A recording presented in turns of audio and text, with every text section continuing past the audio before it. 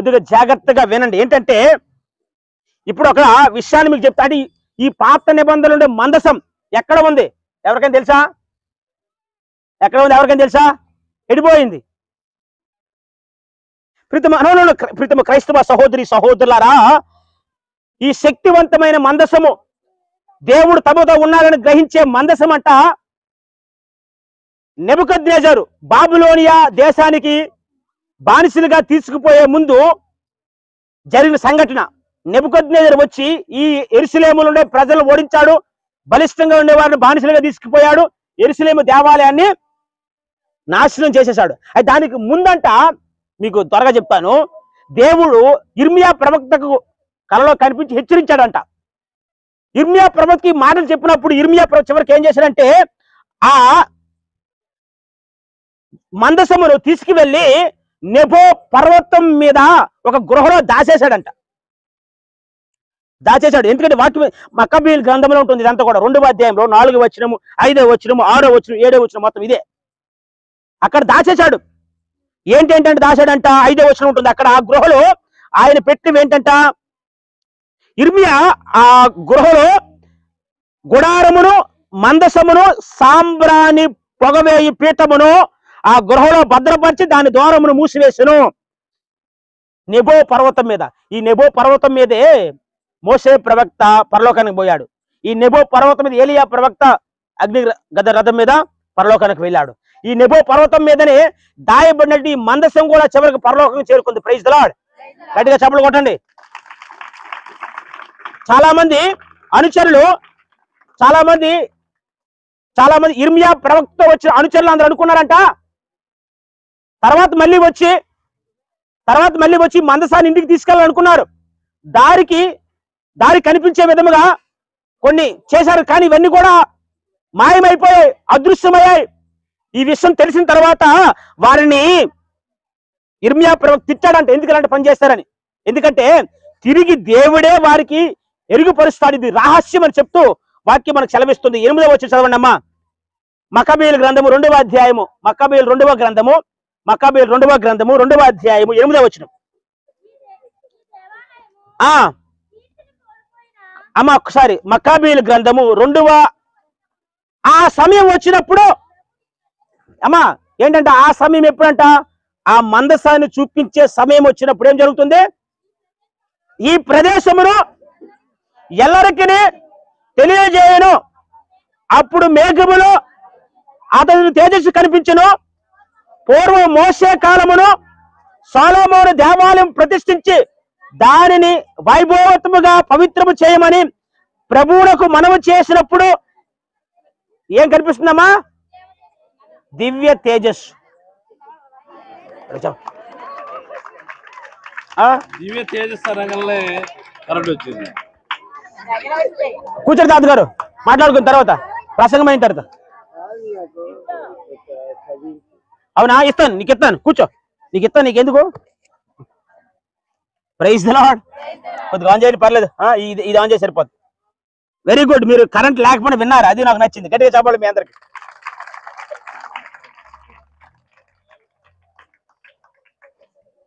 పర్లేదు, ఏం పర్లేదు.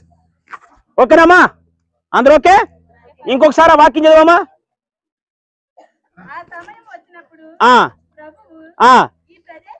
ఈ ప్రదేశమును అప్పుడు ఏం దివ్య తేజస్సు. ఒకసారి వినండి, మళ్ళీ జస్ట్ రీక్యాప్ చేస్తాను, ముందుకెళ్తాను. ఇర్మియా ప్రవక్త ఏం చేశాడు? ఈ మందసమును తీసుకువెళ్ళి ఎక్కడ పెట్టాడు? నెబో పర్వతములో లోయలో దాచేశాడు. దాచిన తర్వాత ఆయనతో వచ్చినటువంటి కొంతమంది సేవకులు దాన్ని మళ్ళీ తెచ్చుకోవడానికి ఒక దారిని చేసుకుని వెళ్ళారంట. ఎందుకు ఈ విధంగా చేశారని వాళ్ళు తిట్టాడు, హెచ్చరించాడు. ఇది మీరు చేయకూడదు, ఇది దైవ రహస్యం. ఎందుకంటే దేవుడే సమయం వచ్చినప్పుడు దాన్ని మళ్ళీ మీ అందరికీ ఎరుగుపరుస్తాడు అని చెప్పాడు ఈ వచనంలో. అప్పుడంట ఎరుగుపరిచినప్పుడు ఏం జరుగుతుందంటే దివ్య తేజస్సు కనిపిస్తుంది. మరి ఆ దివ్య తేజస్సు ఎక్కడ కనిపించింది? లూకా శుభవార్త 1వ అధ్యాయం 35వ వచనం. లూకా శుభవార్త 1వ అధ్యాయం 35వ వచనం. త్వరగా చదవాలి, చెప్పండి. పవిత్రాత్మ నీపై ఏం చేయును? సర్వోన్నతుని శక్తి నిన్ను ఆవరించును, అందుచేత ఆ అని పిలువబడును. గట్టిగా చప్పట్లు కొట్టండి. పవిత్రాత్మ ఎక్కడ వస్తుంది? నీపై వచ్చి సర్వోన్నతుని శక్తిని ఆవరించిందట. అదే ఈ మందసాన్ని. మరియ తల్లి దర్శన గ్రంథం 11వ అధ్యాయం 19వ వచనం. దివ్యందలి దేవుని ఆలయము తెరవబడును, ఆ ఆలయమున దేవుని మందసము కనిపించును. ఏమా వాక్యం చదవండి ఒకసారి. దర్శన గ్రంథము 11వ అధ్యాయం 19వ వచనం. ఆ ఆలయమున అంటే అక్కడ దేవుని యొక్క మందసము కనిపించును, ఆర్క్ ఆఫ్ ద కవెనెంట్. అప్పుడు మెరుపులు, గజ్జలు, ఉరుములు, భూకంపములు, వడగండులు, వానలు. Praise the lord, praise the lord, praise the lord. ఆ నెబో పర్వతం మీద దాచినటువంటి మందసం ఎక్కడ కనిపించింది? ఇప్పుడు ఎక్కడుందమ్మా? పరలోకములో. చదవం కదా వాక్యము దర్శన గ్రంథములు. అక్కడ దివ్యందు పరలోకములో ఆలయము తెరవబడిన, ఆలయపు ద్వారాలు తెరవబడ్డాయి. అక్కడ ఏం కనిపించిందట? ఆలయమున దేవుని మందసము, దేవుని మందసము కనిపించింది. దేవుని మందసము కనిపించింది. మరి అది పాత నిబంధనలో ఉన్నటువంటి మందసం ఇప్పుడు చివరికి పరలోకంలో ఉంది. మరి నూతన మందసంగా మనం చూసాం మరీ తల్లి. ఇప్పుడు మరీ తల్లి ఎక్కడుంది? 12వ అధ్యాయం. నెక్స్ట్ అదే 12వ అధ్యాయం 1వ వచనం. అంతటా దివ్యందు ఒక గొప్ప సంకేతము గోచరించును, ఒక స్త్రీ ఇచ్చెను. సూర్యుడే ఆమె వస్త్రములు, చంద్రుడు ఆమె పాదముల కింద ఉండెను, 12 నక్షత్రముల కిరీటము ఆమె శిరస్సుపై ఉన్నది. ఇది ప్రైజ్ ద లార్డ్. గట్టిగా చప్పట్లు కొట్టండి. మీరిరువురు కూడా పక్కపక్కనే ఉన్నారు ఇప్పుడు పరలోకములో. పరలోకములో మందసం, నూతన మందసము, పాత మందసము. ఎందుకంటే ఇక్కడ మొత్తం ఆ అధ్యాయం మొత్తం చదివితే అక్కడ మనకు అర్థమయ్యేది ఏంటంటే భయంకర సర్పము, ఆ మృగము, డ్రాగన్ అనేవి సాతానికి చిహ్నంగా నిలుస్తాయంట. రెండోది ఆ గొర్రె పిల్ల కుమారుడు బిడ్డ క్రీస్తు ప్రభువునకు చిహ్నంగా నిలుస్తున్నారు. ఆ స్త్రీ అదే విధంగా మందసము, మందసము స్త్రీ మరీ తల్లికి సుమాతృకగా నిలుస్తున్నారు. అప్పుడు ప్రీతమ క్రైస్తవ సహోదరి సహోదరులారా, యెరూషలేము దేవాలయాన్ని ధ్వంసం చేసినప్పుడు దేవుడు ఇర్మియా ప్రవక్తను ఏ విధముగా అయితే హెచ్చరిస్తూ మందసాన్ని నెబో పర్వతం మీద దాయమన్నాడు. తర్వాత అది ఎవరికి కనిపించిందా అమ్మా? ఎవరికైనా కనిపించిందా అమ్మా? ఇప్పుడు నెబుకద్నెజరు వస్తున్నాడు, ఈ విధంగా మొత్తం సర్వనాశనం అయిపోతుంది. ఈ మందసాన్ని తీసుకువెళ్ళి నెబో పర్వతం మీద లోయలో ఆ గృహలో పెట్టన్నాడు. తర్వాత ఎవరైనా చూసారా? మనుషులు ఎవరైనా? పరలోకంలో కనిపించింది ఇప్పుడు మన వాక్యం చదివాం, కానీ మనుషులు ఎవరైనా చూసారా? ఏమైంది దానికి? ఎవరికి తెలియదు, ఎక్కడికి వెళ్ళింది అదృశ్యం అయిపోయింది. మరి అదే విధముగా ఆ దేవాలయాన్ని నాశనం చేసినప్పుడు దేవుడు ఇర్మియా ప్రవక్తతో ఏ విధంగా చెప్పాడో, క్రీస్తు ప్రభు శిలువ మీద ఈ దేవాలయాన్ని పడగొట్టండి, 3 రోజుల్లో నిర్మిస్తానన్నారు కదా. మరి నూతన దేవాలయమైన క్రీస్తు ప్రభు ధ్వంసం అవుతున్నాడు, నాశనం అవుతున్నాడు శిలువ మీద. శిలువ మీద నాశనం అవుతున్నప్పుడు మరి ఆ నూతన మందసాన్ని ఎవరికి అప్పగించాడు? యోహానికి ఇచ్చాడు కదా. యోహాన్ ఇంటికి తీసుకెళ్లాడు. తర్వాత మరీ తల్లి గురించి ఏమైనా తెలుసా? ఆమె ఎన్ని రోజులు బ్రతికింది, ఏం చేసింది, ఎలా చనిపోయింది తెలుసా? ఎవరికి తెలియదు. పాత నిబంధనలో అదే విధంగా జరిగింది. ఆ మందసాన్ని గృహంలో పెట్టిన తర్వాత అది ఏమైంది ఎవరికి తెలియదు, అదృశ్యమైంది. మరి మరీ తల్లి కూడా చివరికి అదే విధంగా అదృశ్యమైంది. గట్టిగా చప్పలు కొట్టండి, గట్టిగా చప్పలు కొట్టాలి, ఇంకా గట్టిగా కొట్టాలి. ప్రీతమ క్రైస్తవ సహోదరి సహోదరులారా, మరి అంటే ఇశ్రాయేలు ప్రజల కంట మందసం అంటే చాలా ఇష్టం. వాళ్ళు ఎక్కడ తీసుకెళ్లేవారు, నమస్కరించేవారు, ప్రార్థన చేసుకునేవారు, భక్తి శ్రద్ధలతో ప్రవర్తించేవారు ఆ మందసం ముందు. ఎందుకని? ఆ మందసం ముందు భక్తి శ్రద్ధలతో ఉండేవారు, ప్రార్థన చేసేవారు, యుద్ధాలకు తీసుకువెళ్ళేవారు. ఎందుకని? అది బంగారంతో చేయబడ్డారనా? ఏదో బంగారు రింగులు ఉన్నాయనా? బంగారు పోటేశారనా? ఎందుకని? దేవుడు ఉన్నాడు, దేవుని యొక్క సాన్నిధ్యం ఆ 3 వస్తువుల రూపంలో ఉన్నది. దేవుడు దిగి వస్తాడు, దేవుడు మాతో ఉంటాడని. మరి అదే విధంగా మరే తల్లిని మనం గౌరవిస్తున్నామంటే ఎందుకని?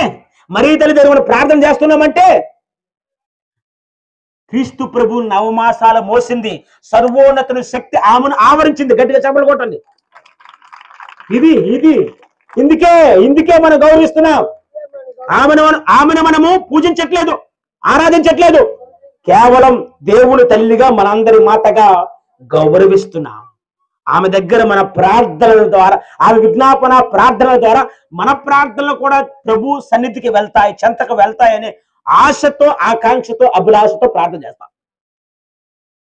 కావున ప్రీతమ క్రైస్తవ సహోదరి సహోదరులారా, అలానే మనం అందరూ కూడా అర్థం చేసుకోవాల్సిన మరొక విషయం ఏంటంటే, మీ కుటుంబాల్లో దేవుని ఆత్మ మీతో ఉండాలంటే ఏముండాలి?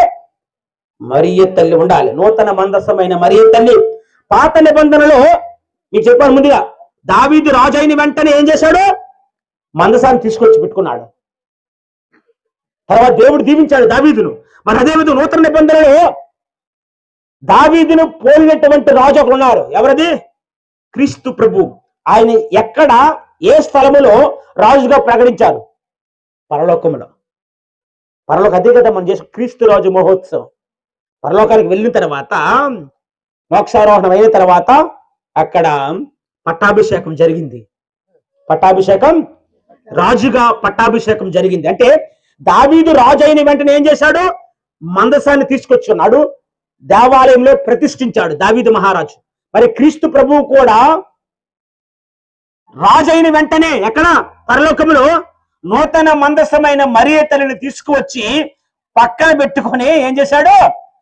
పరలోక భూలోక రాజ్ఞిగా, గట్టిగా చెప్పలు కొట్టండి, 12వ అధ్యాయం 12వ అధ్యాయం 1వ వచనం. అదే కదా దర్శన గ్రంథంలో మనం చూస్తున్నది. కావున ప్రీతమ క్రైస్తవ సహోదరి సహోదరులారా, మరి తల్లిని మనం అందరూ గౌరవిస్తున్నాం. తల్లిని గౌరవించాలి. అనాథులకి ఏంటి తెలుస్తుంది తల్లి విలువ? అనాథులకి ఏం తెలుస్తుంది తల్లి విలువ?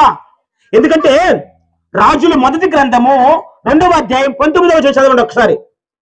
రాజుల మొదటి గ్రంథము 2వ అధ్యాయం 19వ వచనం. బెత్షెబా చదవండి అమ్మా. ఇది ఇంగ్లీష్ పీపుల్ చదువుతున్నది, తెలుగులేగా చదవడానికి ఏముంది అమ్మా? అదోనియా కోరికను ఎరిగించుటకై సొలొమోను వద్దకు వెళ్ళెను. ఆమె చూచి రాజు సింహాసనం దిగి తల్లికి నమస్కారం చేసి మరలా ఆశ్రమం మీద కూర్చుండెను. రాజునకు కుడి పక్కన బెత్షెబాకు మరి యొక్క ఆసనము వేయగా ఆమె దానిపై, ఇక్కడ జాగ్రత్తగా, బెత్షెబా ఎవరు? సొలొమోను తల్లి. ఇశ్రాయేలు ప్రజలకు రాజు ఎవరు? సొలొమోను. సొలొమోను దగ్గరికి ఎవరు వచ్చారు? తల్లి వచ్చిన వెంటనే ఏం చేశాడు? ఆ ఆసనం నుండి దిగి వచ్చి నమస్కరించాడంట. ముందుగా ఏం చేశాడు? నువ్వు ఢిల్లీకి రాజు అయిన తల్లికి కొడుకే, నువ్వు ఢిల్లీకి రాజు అయినా తల్లికి కొడుకే. అందుకనే ప్రీతమ క్రైస్తవ సహోదరి సహోదరులారా, తల్లిని చూసిన వెంటనే దిగి వచ్చాడు. తర్వాత ఏమైంది? తన పక్కనే తల్లికి ఒక ఆసనం వేయించాడు, అంటే గౌరవించాడు, తల్లికి ఇవ్వవలసిన మర్యాదలు ఇచ్చాడు. మరి ప్రీతమ క్రైస్తవ సహోదరి సహోదరులారా, సొలొమోను గురించి 2 విషయాలు మాట్లాడితే, ఆయన రాజు అయినప్పుడంట గాడిద మీద నడిపించుకొని వస్తున్నప్పుడు దావీదు పుత్రులకు హోసానా అని వింటున్నాం. ఎక్కడ? రాజుల మొదటి గ్రంథము 1వ అధ్యాయము 1వ వచనం. అదే విధముగా 39వ వచనంలో ప్రవక్త నూనెతో సొలొమోనును అభిషేకించాడు అని అంటున్నాం. అంటే ఇక్కడ సొలొమోను ఎవరంటే, ఇక్కడ ఎవరంటే దావీదు కుమారుడు, అదే విధముగా అభిషక్తుడు. మరి క్రీస్తు ప్రభువు కూడా యెరూషలేమునకు వస్తూ ఉండగా చాలా మంది ఏం చేశారు? గాడిదకు లెక్కించి దావీదు పుత్రులకు హోసానా అని గీతాలు పాడారు. మరి క్రీస్తు ప్రభువు కూడా అభిషక్తుడు. క్రీస్తు ప్రభు కూడా అభిషక్తుడు. సొలొమోను చేసిన విధముగానే క్రీస్తు ప్రభు కూడా పరలోకములో మరియ తల్లిని తన దగ్గరే కుడి పక్కనే కూర్చోబెట్టుకున్నాడు. తల్లికి గౌరవాన్ని ఇచ్చాడు, అత్యున్నత స్థానాన్ని ఇచ్చాడు. అదే కదా మనం చూస్తున్నాం కదా. 12వ అధ్యాయం 1వ వచనం. అంతటి దివ్యంలో గొప్ప సంకేతము గోచరించును. ఒక స్త్రీ దర్శనం ఇచ్చును. సూర్యుడే ఆమె వస్త్రమును, చంద్రుడు ఆమె పాదముల కింద ఉండను. ఆమె శిరస్సుపై 12 నక్షత్రముల గల కిరీటం ఉందంటే ఉన్నతమైనటువంటి స్థానాన్ని దేవుడు ప్రసాదించాడు. అవును ప్రీతమ క్రైస్తవ సహోదరి సహోదరులారా, ఎవరైతే మరి తల్లిని గౌరవపరుస్తారో, నోటికి వచ్చినట్లు మాట్లాడతారో, మందసం కాదు, ఇది కాదు, అది కాదు, అది కాదు అంటుంటారో, ప్రీతమ క్రైస్తవ సహోదరి, దాన్ని మరీ తల్లిని అంగీకరించకపోతే నువ్వు క్రీస్తు ప్రభువును కూడా అంగీకరించినట్లు కాదు. నువ్వు అంగీకరించట్లే. తల్లిని అంగీకరించినప్పుడు ఇంకా మరీ తల్లిని నూతన మందసమైన మరీ తల్లిని అంగీకరించినప్పుడు క్రీస్తు ప్రభువుని ఏ విధంగా నువ్వు అంగీకరిస్తున్నావు? అదే విధంగా దేవుడు ఇక చూస్తే ఆ దేవుడే తన గర్భములో నివాసాన్ని ఏర్పరచుకున్నాడు. మరియ తల్లి గర్భం ఉండడం మాత్రమే ఒక దేవుడి యొక్క శక్తి ఆమె మీద దిగి వచ్చింది, ఆత్మ దిగి వచ్చింది.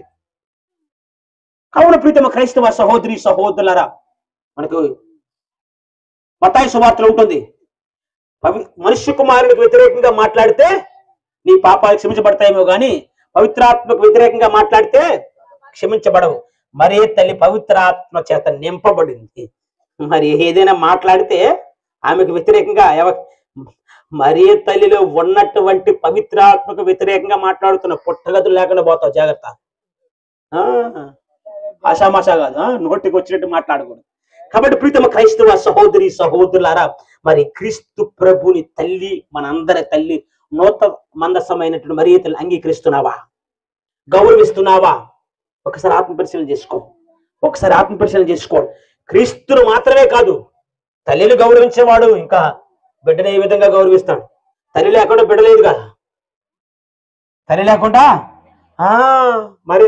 కాబట్టి ప్రీతమ క్రైస్తవ సహోదరి సహోదరులారా, మనం ఏం చేస్తున్నాం అంటే, తల్లిని గౌరవించకుండా నువ్వేం చెప్పినా, ఎంత చేసినా, ఏం ప్రసంగాలు చెప్పినా, ఏం కట్టినా దానికి ఉపయోగం ఉండదు. కావున ప్రీతమ క్రైస్తవ సహోదరి మనం అందరం విన్నాం, ఇప్పుడు చాలా విన్నాం. మరి నూతన మందసం అని పాత నిబంధనలు మొదలుపెట్టి నూతన నిబంధన బైబిలే తిరగేశాను మీ అందరికి. ఈ కరెంట్ పోయింది, మీకు కొన్ని విషయాలు క్లారిటీ లేకపోవచ్చు. మరి తల్లిని గౌరవించడానికి సిద్ధంగా ఉన్నామా? మరి తల్లిని ఇక్కడ ఈ రోజు తేడు ప్రదర్శన చేసి సరిపోదు, మరి తల్లి ఇంటికి తీసుకువెళ్ళాలి, నీ హృదయంలో బదిలిపరుచుకోవాలి, ఆమెకుంటే ఒక స్థానం ఇవ్వాలి.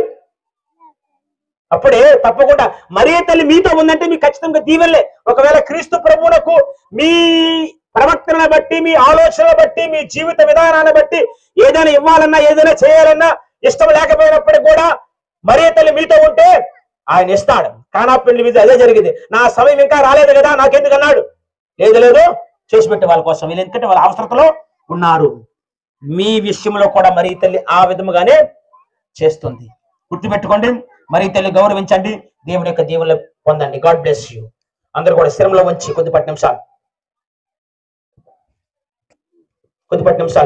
కళ్ళు మూసుకుందాం, చేతులను జోడిస్తూ. ఓ ప్రభువా, నీ తల్లి నూతన మందసముగా మా క్రైస్తవ జీవితాలకు ఒక వెలుగుగా, క్రైస్తవుల మాతగా, మా అందరి మాతగా ప్రసాదించావు ప్రభువా. ఈ వాక్యాన్ని విన్న మేము ఆ వాక్యాన్ని ఇంకనూ మా మనస్సులో బదిలిపరుచుకొని నీ తల్లిని గౌరవిస్తూ మా జీవితంలో, మా కుటుంబాల్లో, మా సంఘాల్లో ప్రభువా, మేమందరం కూడా మరీ తల్లిని ఆదర్శంగా తీసుకొని నీకు మహిమను తీసుకొచ్చే బిడ్డలుగా మా జీవిత విధానాలు ఉండాలని, ఆమె విజ్ఞాపన ప్రార్థన సహాయమున మా జీవితాలను, మా కుటుంబాలను, కుటుంబ సభ్యులను దీవించాలని, మేము చేస్తున్న పనులు తోడుగా ఉండాలని, నరుని యొక్క ఘోష సైతం యొక్క శక్తిని పట్టి పీడించకుండా కాచి కాపాడమని నజరేయుడైన యేసుక్రీస్తు నామమున అడిగి వేడుచున్నాం తండ్రి. ఆమేన్.